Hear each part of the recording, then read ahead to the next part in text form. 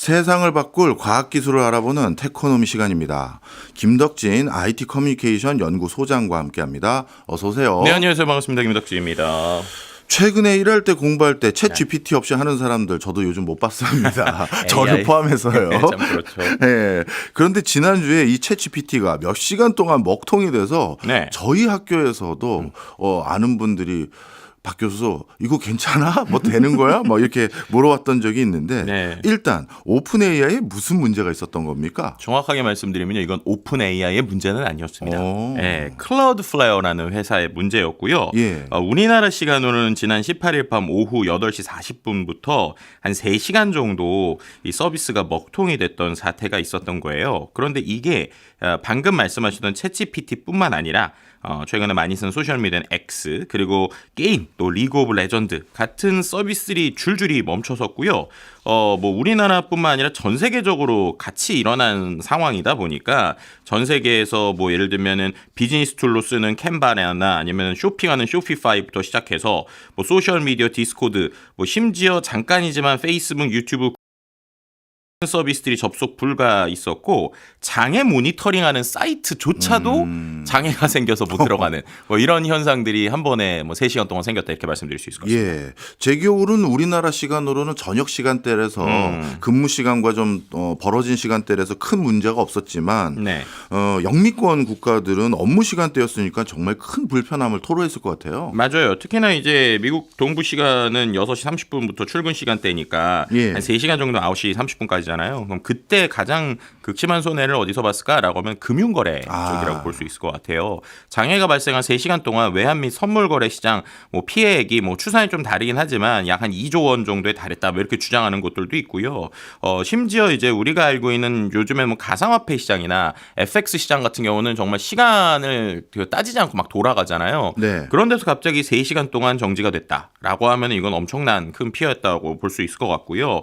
또 한 가지가 이제 전자상거래 쪽도 생각을 해볼 수 있을 것 같아요. 뭐 쇼피파이를 비롯한 온라인 매장들이 완전히 이제 3시간 동안 멈춰서 거래가 불가된 상황이었고 뭐 그 외에도 앞서서도 말씀하셨던 챗GPT 같은 AI 도구들도 접근이 안 되니까 이제 출근하자마자 일하려고 하는데 일이 안 되는 뭐 이런 상황이었고 우리나라에서는 조금 우스갯소리가 나왔는데 이 오류 때문에 야근하다가 집에 갔다 뭐 이런 분들도 좀 있을 정도였는데요. 어쨌든 언론사에서는 인터넷에 혈관이 막혔다라는 외신의 표현이 나올 정도로 좀 심각한 상황이었습니다. 네, 실제 요즘 이 사건을 통해서 인공지능이 우리 생활에 얼마나 그리고 우리 업무에 얼마나 깊숙이 들어왔다 이걸 다 체감했다라는 얘기가 많더라고요. 네, 맞습니다. 실제 그 정도로 파괴력이 꽤 있었습니까? 네, 일단은 좀 해킹이나 이런 상황이 어떻게 생겼는지에 대해서 이제 많은 분들이 좀 궁금해하셨던 것 같아요.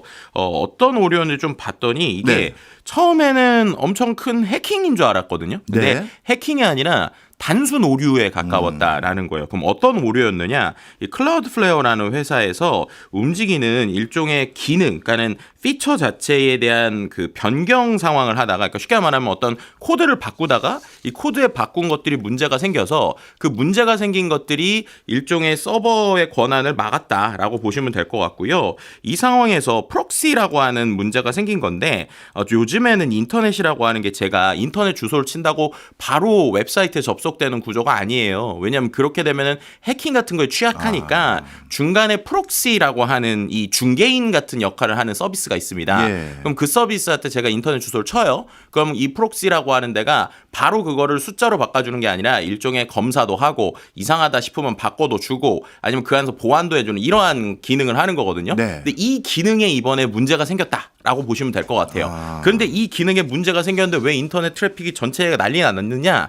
이 클라우드플레어라고 하는 회사가 말씀드린 프록시 서버에 우리 전 세계의 인터넷 트래픽의 20% 이상을 이 한 곳에서 다 하고 있다는 거예요. 예. 그러니까 갑자기 한 곳에서 개인이 어떠한 설정을 하다가 문제가 생겼는데 그 설정의 문제 때문에 인터넷 전체 20%의 혈관이 막히는 이런 일이 생겼었다. 뭐 이렇게 말씀드릴 수 있을 것 같습니다. 그렇군요. 한 회사의 세팅 문제 하나 때문에 전 세계 서비스가 이렇게 먹통이 됐다는 게 전 놀라울 뿐인데요. 원래 인터넷이라는 게 여러 곳에 분산된 서비스로 만들어진다. 저는 그렇게 알고 있었거든요. 네. 근데 그런 게 아닌가 보죠. 초창기엔 그랬어요. 초창기에는 말씀하신 대로 예를 들면 핵전쟁이 일어나더라도 이제 안전할 수 있는 분산 처리 시스템으로 만들어졌거든요. 근데 최근엔 좀 말이 달라졌습니다. 왜 그랬는지를 생각해보면 인터넷에서 하는 것들이 예전하고 달라졌기 때문이에요. 예전에 분산 처리되어 있었을 때 구조에는요. 여러 가지로 문제가 생기면 나눠져 있는 구조가 원래 초창기인데 문제는 느려요. 그리고 이제 할 수 있는 권한이 좀 적습니다. 그리고 이게 만약에 하나의 세팅이 바뀌었을 때 나머지 세팅을 바꾸는데 속도가 좀 느리거든요. 근데 지금은 거의 실시간으로 처리를 해야 되잖아요. 그러다 보니까 예전과 다르게 인터넷 서비스가 상당히 복잡해졌고 그 복잡해지는 데에서 이른바 규모의 경제가 계속적으로 동작을 한 거예요. 그러니까 예전에는 우리가 정말 단순한 이 시그널 정도 보내는 수준이었다가 요즘엔 인터넷으로 영상도 보내고 뭐 게임도 하고 심지어 AI까지 엄청난 큰 트래픽들을 처리하잖아요. 그렇게 할 때 예전과 다르게 제일 필요해진 것 두 가지가 한 가지는 우리가 말하는 엄청난 서버를 대신 움직여주는 클라우드라고 하는 게 필요해졌고 그 클라우드를 통해서 인터넷으로 연결될 때 안정적으로 네트워크를 보내줄 수 있는 CDN, 그러니까 컨텐츠 딜리버리 네트워크라고 하거든요. 이 두 개가 상당히 중요해졌어요. 그런데 이 두 개가 결국에는 규모의 경제인 거예요. 왜냐하면 내가 서비스를 하나를 만들 때 인터넷 온라인 서비스를 만들 때 만약에 우리 회사의 서비스 서버도 두고 뭐 CDN도 두고 한다라고 하면 비용도 그렇고 관리도 그렇고 어렵잖아요. 그러니까 전 세계에서 이런 것들을 잘하는 회사들이 계속적으로 규모의 경제를 가지고 한 곳에다가 데이터 센터도 엄청 짓고 아니면은 기업에서 특화된 걸로 연결을 하고 계약을 하고 이랬단 말이에요.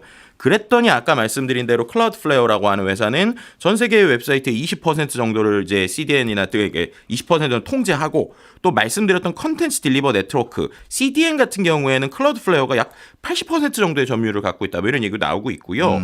그뿐만이 아니라 우리가 알고 있는 클라우드 전체 인프라 자체를 보더라도 AWS나 마이크로소프트나 구글 이른바 빅3의 점유율이 60%가 넘습니다. 그러니까 결국 이 윗단에서 돌아가고 있는 인터넷 서비스는 여러 가지가 있는 것 같지만 한 단계만 내려가 보면 우리가 말하는 큰 회사들이 몇 개를 독점하고 있는 구조이고 그 구조의 흐름에서 결국에는 밖에서는 여러 가지 나눠져 있지만 한 곳이 먹통되면 갑자기 서비스의 뭐 20%, 30%가 멈추는 이러한 형태가 돼버렸다라고 말씀드릴 수 있을 것 같고요. 또 한 가지는 이게 또 어떤 문제를 갖느냐 이제 이른바 연쇄 효과, 중앙화의 연쇄 효과라고 할 수 있는데 그럼 예를 들면 제가 어떤 웹사이트를 들어갔어요. 예를 들면 쇼피파이라는 걸 우리나라에는 뭐 아직 안 들어왔지만 미국에서 쇼피파이를 기반으로 쇼핑 서비스를 만들었습니다. 오류가 났어요. 그럼 이게 어디 오류지? 라고 하는 거를 이제 만든 사람도 잘 모를 수 있다는 거예요. 아, 그렇네요. 네, 왜냐하면 쇼피파이가 아까 말씀드린 CDN에 연결돼 있고 CDN은 또 AWS에 아마존에 그러니까 우리가 말하는 클라우드 서버에 연결돼 있고 또 그 밑에는 여러 가지 서비스들이 연결돼 있다 보니까 문제가 생기더라도 이 문제가 어디서부터 어떻게 시작된 거지? 아니면 이거에 대한 보상을 어떻게 받지? 라고 하는 것들이 상당히 복잡해진 상황이다. 이렇게 말씀드릴 수 있을 것 같습니다. 이렇게 복잡한 구조가 돼버리면 문제가 생길 가능성도 좀 높아질 수 있는 여지도 있을 것 같은데 일단 우리 유저들 입장에서는 만약에 내가 챗 GPT 같은 것들을 고액 월 정액으로 끊어가지고 업무에 사용하고 있었는데 갑자기 이게 먹통이 돼서 내 업무에 큰 지장과 피해를 초래했습니다. 그러면 보상은 해주는 겁니까? 그러니까 이런 게 이제 참 복잡한 거예요. 이제 예를 들면 그런 거죠. 이제 우리가 뭔가 물건을 사러 가게가 열었어요. 근데 가게가 갑자기 이 가게 자체 전기가 꺼져서 가게를 운영을 못한다라고 얘기한 거예요. 그런데 이제 쇼핑을 하러 간 사람은 나 지금 급하게 물건 사야 되는데 너네 가게 못 열어서 너네한테 내가 돈 맡겨놨는데 너네 지금 가게 못 열어서 내가 못 샀으니까 책임져 이러면 이제 가게에서는 아니 무슨 소리야 우리도 전기 끊어져서 힘든 거야 하면서 서로 책임을 회피할 수 있는 구조가 생기잖아요. 그렇네요. 이런 부분들이 이제 똑같이 지금 이 인터넷 구조에서도 돌아간다고 보시면 될 것 같습니다. 실은 얼마 전에 챗GPT가 이번엔 3시간이면 그 전에 더 오랜 시간 먹통이 된 적이 있었거든요. 그때는 시간이 너무 오래되다 보니까 일부 보상을 해줬는데 그 보상도 어떤 식이냐 돈을 다시 주는 게 아니라 그 다음 달 금액에서 어느 정도 이제 세이브를 해주는 이런 구조의 그림이에요. 그래서 이번 같은 경우에도 일단은 문제가 된 가장 큰 클라우드플레어의 이 장애 보상 구조를 좀 보면 기업 고객에게는 유료 플랜으로 가입한 사람들, 그러니까 유료 기업 고객들을 이산 대상으로 보상을 하고 있습니다. 그러니까 무료로 이 기능을 쓰는 사람들이 이제 보상을 안 해줘요. 근데 유료로 쓰는 사람들도 보상의 계산 시기 어떻게 되냐면 장애 시간 곱하기 영향받은 고객 비율 나누기 월총 운영 분수 이렇게 한 거에서 이제 곱하기 월 요금을 한단 말이에요. 근데 이 요금이 그렇게 크진 않아요. 이번에 오류가 난 것. 왜냐하면 이 CDN 자체, 그러니까 말씀드렸던 프록시 서버 자체를 운영하는 건 그렇게 큰 금액은 아니거든요. 네. 근데 거기에서 여러 가지 데이터 센터나 여러 가지를 하니까 금액이 커지는 건데 네. 이 구조로 보면 한 달에 200~300달러짜리 이제 서비스란 말이에요. 근데 그 서비스가 3시간 동안 멈췄고 막 이렇게 계산을 해봤자 네. 그 금액이 그렇게 크지가 않다는 거예요. 그러니까 결국에는 이제 실제적으로 피해를 당한 금액을 소비자들이 주장을 하더라도 예. 우리는 일부 잠깐 클라우드가 멈춘 것 때문이니까 이렇게 되는 거야라고 주장하는 거고요. 또 이제 아까 말씀드렸던 쇼피파이처럼 쇼핑 운영하는 데들 역시도 이거는 우리는 좀 이렇게 인터넷이 잠깐 멈춰서 그런 거라 오히려 이 부분에 있어서 가동 중단에 대한 보상은 불가능하다 이렇게도 나오고 있어요. 그러니까 네. 결국엔 이 복잡한 구조 자체가 쓰는 사람들 입장에서는 보상을 원하는 만큼 받을 수 없는 구조도 만들어주고 있다. 뭐 이렇게도 말씀드릴 수 있을 것 같습니다. 네, 그렇군요.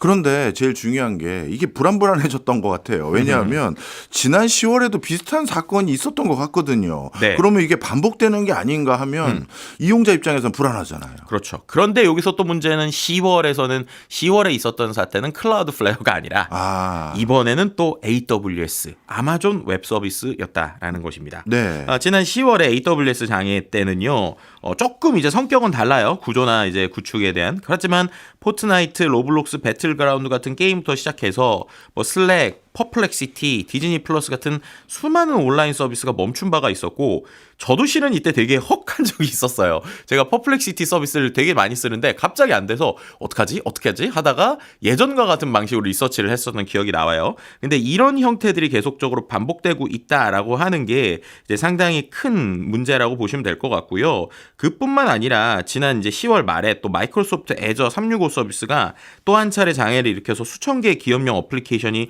마비되는 경우도 있었거든요. 그러니까 예. 결국 지금 클라우드 회사들이나 아니면 말씀드렸던 CDN 회사들 이런 곳들이 계속적으로 문제가 한번 생기면 그 문제의 파급력이 예. 이제는 전 세계에 정말로 거의 대부분의 기업들에게 갑자기 블랙아웃을 몇 시간 혹은 하루 이상까지는 거의 없었던 것 같은데 어쨌든 몇십 시간 이상에 대한 큰 영향력을 주기 시작했다라고 하는 게 이제 상당히 놀라운 구조라고 볼 수 있는 것이죠. 예. 만약에 우리 덕진 소장님께 이런 일을 재발하는 걸 막으려면 네. 뭐 어떻게 해야 됩니까 했었을 때 네. 뭐 서비스에 대한 중앙 집권화로 어디에 문제가 생기는지 한 번에 들여다볼 수 있다라고 해야 되는 건지 아니면 외주 줬던 걸 전부 다 내부해야 된다고 하는 건지 나름대로 논의되는 방안들이 있어요. 그러니까 지금의 방안은 이제 심플하게 설명드리면 일단은 구조 자체가 이렇게 복잡해진 것을 우리가 어떻게 할 수 있는 게 아니다라고 하는 게 지금의 현실인 것 같고요. 네. 그래서 두 가지 정도 논의가 나와요. 한 가지는 결국에는 이 서비스가 중요하다고 생각하는 곳들이라면 네. 하나의 클라우드를 쓰는 게 아니라 두세 개를 이제 백업용으로라도 2개씩은 써야 되는 거 아닌가라는 얘기가 나오고 있는 겁니다. 예. 그럼 예를 들면 A 회사 아까 말씀드린 대로 결국 한 4~5개가 결국 이걸 다 지배하고 있기 때문에 네. 그 4~5개 안에서 한 곳이 문제가 생겼을 때 백업할 수 있는 일종의 이중에 대한 구조를 만들어놔야 된다는 얘기가 나오고 있어요. 그런데 이제 중요한 거는 말씀드렸던 것처럼 그렇게 되면 비용이 지금도 상당히 많이 쓰는데 백업용으로 또 한 가지를 만들어야 된다고 그러면 비용도 이제 상당히 많이 들고 그렇네요. 두 번째로는 이게 자동으로 라우팅 될 수 있게 하는 것도 되게 기술적인 이슈들이거든요. 네. 그러다 보니까 이제 우리나라나 아니면은 전 세계적으로 B2B 기업들에서 데이터가 상당히 중요하다라는 것들은 이중화를 좀 하고는 있는데 그 외에 이제 일반적인 기업들 같은 경우는 좀 쉽지 않은 현상이기도 하죠. 네. 그리고 이제 또 한 가지 국제적으로 이제 국가적으로 좀 일어나는 상황들이 예를 들면 유럽 같은 경우는 지금 대부분의 서비스가 미국 중심 서비스고 말씀드렸던 상황들이 생기면 예. 유럽이라는 이제 어떤 국가적 관점에서 보면 미국 서비스가 오류가 났는데 유럽이 다 먹통이 돼 버리는 거잖아요. 그러니까 이런 부분에 있어서 만약에 문제가 생겼을 때에 보상 피해액이나 아니면 이런 것들에 대한 조금 더 이제 확인할 수 있는 것들에 대한 규제나 정책에 대한 논의들이 좀 이어지고 있거든요. 예. 그래서 그런 관점에서 또 우리나라를 보면 최근에 소버린 AI 얘기가 나오고 있는데 이 소버린 AI 관점 중에 하나로 인공지능 서비스가 어쨌든 우리나라에서 만들어지더라도 우리나라 안에 있는 서비스 안에서 돌아가게 해야 되기 때문에 자연스럽게 데이터 센터나 여러 가지 망에 대한 논의들도 이어지고 있다. 이렇게 좀 설명을 드릴 수 있을 것 같습니다. 그렇군요. 근데 이제 AI가 이제 초입이고 네. 앞으로 생성형 AI 서비스는 더 많아질 것이고 더 많이 연결되고 더 빈번하게 쓰게 될 텐데 그러면 결국은 더 위험 수준은 올라가는 거 아닌가 이런 생각이 들어요. 이런 유사한 일이 터질 수 있는. 맞아요. 그래서 실은 온라인에서 최근의 인터넷 상황을 되게 비유하는 그림들이 많이 나오는데요. 예. 그 중에 하나가 이 젠가 아시죠? 그 우리가 말하는 이게 그 블록 빼는 거. 알죠. 예. 블록 빼는 거 같은 비유가 상당히 많이 나와요. 그러니까 위에는 상당히 과도하게 모든 서비스들이 연결돼 있는데 예. 밑에 쪽에는 네. 클라우드 몇 개 혹은 이런 서비스 하나하나가 이렇게 있는 상황이라 하나만 툭 치면은 이 서비스가 와르르 무너지는 것 같은 이러한 형태들이 되는 거 아닌가라는 얘기들이 나오고 있습니다. 그런데 아마도 생성형 AI 시대가 더 갈수록 네. 이 소수 거대 기업들의 힘은 더 강해질 수밖에 없어요. 왜냐하면 AI 서비스라는 게 그 인터넷 일반적인 것과는 다르게 엄청난 컴퓨팅 파워, 대용량 데이터를 처리해야 되잖아요. 그러다 보니까 대부분 다 이 대형 클라우드 기반 혹은 글로벌 CDN 초거대 데이터 센터에 탑재되고 있거든요. 그래서 그런 부분에 있어서 결국에는 인터넷이 더 다양화된다고 보지만 밑에 단은 알고 보면 소수의 기업들이 제공하는 기술이나 자본이나 인프라로 이어지고 있다라고 하는 형태들에 대해서 좀 이렇게 고민해 보시거나 아니면 투자적인 관점에서도 보시면 이 구조가 참 우리가 보면은 되게 특이하게 돼 있구나라는 걸 좀 이해하실 수 있지 않을까 이런 생각이 들기도 합니다. 네. 방금 말씀 주셨던 그런 구조 속에서 인터넷을 조금이라도 더 튼튼하게 만들려면 어떤 방향이 좀 필요할까요? 기업이나 기술, 업계 입장에서 좀 설명 좀 해주세요. 네, 일단은 앞서서 말씀드린 것처럼 결국에는 이거는 새로운 기술이라기보다는 리스크 관리라고 볼 수 있을 것 같고요. 리스크 관리에서 방금 이제 말씀드렸던 것처럼 단일 벤더에 대한 의존도를 줄이는 일종의 멀티 클라우드나 하이브리드 전략들이 좀 필요한 것이 아닌가라는 얘기가 나와요. 왜냐하면 우리나라 같은 경우에도 심지어 한 곳의 클라우드를 이용하는 비율이 이미 50%가 넘거든요. 그러니까 전체적으로 공공에 보면은 일반 업종의 66%가 이런 클라우드를 쓰고 있는데 그 클라우드를 쓰는 곳들 중에서 실제로 하나의 클라우드만 쓰는 게 50% 정도니까 상당히 높은 거죠. 그래서 이제 리스크 관리가 좀 필요하다라는 게 하나 있고요. 두 번째는 요거 좀 재밌을 것 같은데 나의 이 인프라에 대한 의존 관계를 한번 지도처럼 그려보는 것도 하나 기업에서는 중요할 것 같아요. 그러니까 내 서비스가 이게 그냥 그냥 예를 들면 AWS에 올라가니까 연결되는구나가 아니라 어떤 구조로 연결이 돼 있어서 그 구조에 따라서 우리가 어떻게 볼 수 있는가라는 걸 좀 알아놓으면 장애가 생겼을 때 이 시스템이 이렇게 되는구나라는 지도를 그려볼 수 있잖아요. 그래서 그런 게 하나 있을 수 있을 것 같고 세 번째는 이제 이런 게 기업에서는 좀 필요한 것 같은데 일종의 장애 그러니까 가정을 하는 훈련들이 좀 필요한 것 같아요. 마치 우리가 화재에 대한 예방을 할 때 것처럼 화재 시뮬레이션 하는 것처럼 만약에 우리가 클라우드가 한 4시간 꺼졌다. 라고 하면 어떤 식으로 될 것인가 라고 하는 좀 어떤 그 연습이나 이러한 것들에 대한 권고들이 좀 나오고 있거든요. 그래서 이런 백업 구조나 아니면은 망가질 수 있다는 전제를 가지고 조직 차원에서 연습하는 이러한 형태들이 이제는 좀 필요해지지 않나라고도 말씀드릴 수 있을 것 같습니다. 네. 그럼 마지막으로 우리 청취자들 입장에서도 한번 여쭤보겠습니다. 네. 그냥 휴대폰으로 서비스를 이용하는 사용자 입장에서는 이런 구조적인 문제 속에서 우리가 대응할 수 있는 게 뭐 있을까요?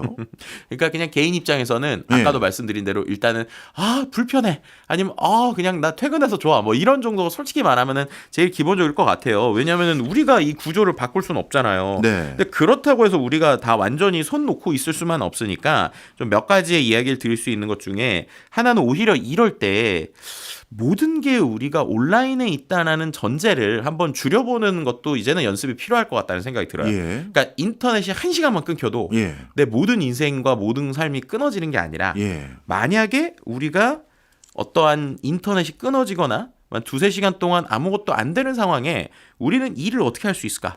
아니면 우리의 생활을 어떻게 할 수 있을까? 라는 것들을 오히려 지금부터는 이제 생각을 해야 되는 시기가 오는 것 같습니다. 예를 들면은 중요한 문서를 100% 다 클라우드에 두는 사람들도 있지만 그 중에서 일부라도 로컬이나 다른 서비스에 다른 곳에 좀 백업을 그러니까 우리 스스로도 2중 3중의 백업 같은 걸 하면서 준비를 해야 되는 시기가 온다라고 말씀을 드릴 수 있을 것 같고요. 두 번째로는 최근에 이것도 좀 이슈가 되는데 로그인을 하실 때 보면 우리가 이제 원아이디라고 해서 특정 사이트에 연동을 해놓고 로그인을 하는 경우들이 생기잖아요. 그럼 지금의 구조에서는 어떻게 되느냐? 만약에 제가 쓰는 서비스가 문제가 없더라도 로그인을 연동해 놓는 특정 소셜 서비스가 문제가 생기면 네. 그 서비스 때문에 제가 쓰는 서비스에 연결이 안 될 수도 있다는 거예요. 그렇네요. 그러니까 예. 어떻게 보면은 이제 그 여러 가지 연동 서비스들에 있어서의 의존성도 좀 줄여보는 게 중요하지 않나라고 볼 수 있을 것 같고요. 세 번째는 이거는 마치 이제 우리가 환경 파괴를 막기 위해서 캔을 줍는다 정도의 수준이긴 하지만 네. 그래도 또 하나 생각해 볼 건 이러한 움직임들을 좀 깨려고 하는 일부의 움직임들이 있어요. 뭐 예를 들면은 이제 소스 코드 같은 경우에도 되게 특정 소스 코드에 되게 의존하는 경우들이 있는데 예. 그런 것들을 깨기 위해서 좀 더 활동하는 사람이라든지 아니면 이 서비스의 구조에 대해서 여러 가지 사회적인 문제를 제기하는 사람들에게 약간의 응원의 메시지를 보낸다든지 이런 식의 우리가 어쨌든 이 구조를 좀 이해하는 것 자체가 개인들이 이해하는 것 자체가 어쨌든 지금의 인터넷 서비스를 조금 더 나은 방법으로 개선시킬 수 있는 첫 발걸음이 되지 않을까 이렇게도 말씀드릴 수 있을 것 같습니다. 오늘 참 중요한 문제 다뤄본 것 같습니다. 내가 가진 전 재산과 내가 한 모든 업무가 다 온라인에 있는 세상이 돼버리다 보니까 그렇죠. 이런 것들이 어떻게 되는지가 우리의 초미의 관심사가 돼가고 있는데 중요한 시사점들을 많이 주신 것 같습니다. 지금까지 김덕진 IT 커뮤니케이션 연구소장이었습니다. 고맙습니다. 네, 감사합니다.